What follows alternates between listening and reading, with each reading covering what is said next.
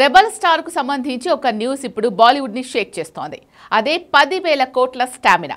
మొన్నటి వరకు షారుఖ్ ఖాన్ ని మించిన కింగ్ లేడని అక్కడ ఫోజులు కొట్టారు. Pan India king rebel star Prabhas అంటే కుళ్ళుకు చచ్చారు. కానీ ప్రభాస్ చేతిలో 10,000 కోట్ల వసూళ్ల జాతకముందని తేలుస్తున్నాయి లెక్కలు. ఇవే హిందీ మీడియా డిస్కషన్లో ఎలివేట్ అయ్యాయి. ఒక రకంగా ప్రభాస్ కి పోటీ ఇచ్చే మొనగాడు బాలీవుడ్ లో లేడా అన్నది అక్కడి జనాల చర్చల్లో తేలిన సారాంశం. ఎందుకంటే దురందర్ హిట్ అయింది. దీనికి ముందు చావా 800 కోట్లు కొల్లగొట్టింది. అయినా ప్రభాస్లో 10వ వంతు కూడా కాదని తేలిపోయింది. దురందర్ హిట్తో మళ్లీ పూనకాలొచ్చిన బాలీవుడ్కి 10,000 కోట్ల నంబర్ వణుకు తెప్పిస్తోంది. అలా 10,000 కోట్లతో ఖాన్లు కపూర్లకు ఊహించని challenge విసురుతున్నాడు rebel star Prabhas.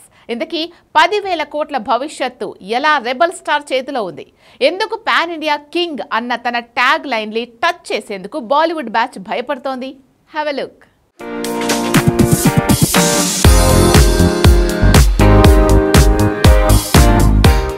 Rebel star Prabhas చేతిలో 10,000 కోట్ల జాతకం ఉంది. ఇదే షారుఖ్ ఖాన్కి కింగ్ ఖాన్ కాదు, ప్రభాస్కి సామంతరాజుగా మారుస్తోంది. ఎందుకంటే ఇంతవరకు షారుఖ్ జవాన్ పఠాని రెండింటితో 1,200 కోట్లకు మించి వసూళ్లు రుచి చూడలేదు. కానీ బాహుబలి 2తో 1,850 కోట్లు టేస్ట్ చేసిన ప్రభాస్ 5 పాన్ ఇండియా హిట్లతో 5,000 కోట్ల వరకు వసూళ్లు రాబట్టాడు. కాబట్టి పాన్ ఇండియా కింగ్గా తనకు ఆ ట్యాగ్ లైన్ వచ్చింది. ఇప్పుడు 10,000 కోట్ల వసూళ్ల జాతకం తేల్చే స్టార్గా తన పేరు ఇక్కడ సౌండ్ చేస్తే హాలీవుడ్లో రీసౌండ్ చేస్తుంది. ఇండియన్ ఫిల్మ్ ఇండస్ట్రీలోనే ఇంతవరకు హైయెస్ట్ కలెక్షన్స్ దంగల్కే వచ్చాయి. 2,000 కోట్లే మన స్టామినా అని ప్రూవ్ చేసింది ఆ సినిమా. అయితే ప్రభాస్ ఇప్పుడు ఆ లెక్కల్ని మార్చేలా కనిపిస్తున్నాడు. తన spirit movie pre release business 1,700 కోట్లు రీచ్ అయ్యేలా ఉంది. 900 కోట్ల ఓటీటీ ఆఫర్ నిజంగా షాక్ ఇస్తోంది. పాన్ వరల్డ్ మూవీగా తెరకెక్కుతున్న రాజమౌళి మూవీ వారణాసికే 650 కోట్ల ఓటీటీ ఆఫర్ వచ్చింది. కానీ తను దాన్ని వద్దంటే 1,000 కోట్ల ఆఫర్ వస్తుందనే చర్చ మొదలైంది. అది ఎప్పుడు నిజమవుతుందో కానీ సందీప్ రెడ్డి వంగ మేకింగ్లో ప్రభాస్ చేస్తున్న స్పిరిట్ మూవీకి అదే నెట్ఫ్లిక్స్ నుంచి 900 కోట్ల ఓటీటీ రైట్స్ ఆఫర్ రావడం పాన్ ఇండియాని షేక్ చేస్తోంది. ఓటీటీ రైట్స్ నుంచి థియేట్రికల్ రైట్స్ వరకు లెక్కలు అంచనా వేస్తే ఇది ఈజీగా 3,000 కోట్ల వసూళ్లు రాబట్టే సినిమా అంటున్నారు. ఆల్రెడీ ది రాజాసాబ్ యావరేజ్గా ఆడితేనే 650 కోట్లు వస్తున్నాయంటున్నారు.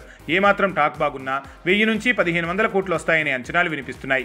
కల్కి 2ని 2,000 కోట్ల బొమ్మ అంటున్నారు. ఫౌజీ కూడా 2,000 కోట్ల బొమ్మనే అంటున్నారు. సో స్పిరిట్, రాజాసాబ్, ఫౌజీ, కల్కి 2 బిజినెస్ అంచనాలను లెక్కేస్తేనే 800-500 కోట్ల లెక్కలు తేలుతున్నాయి.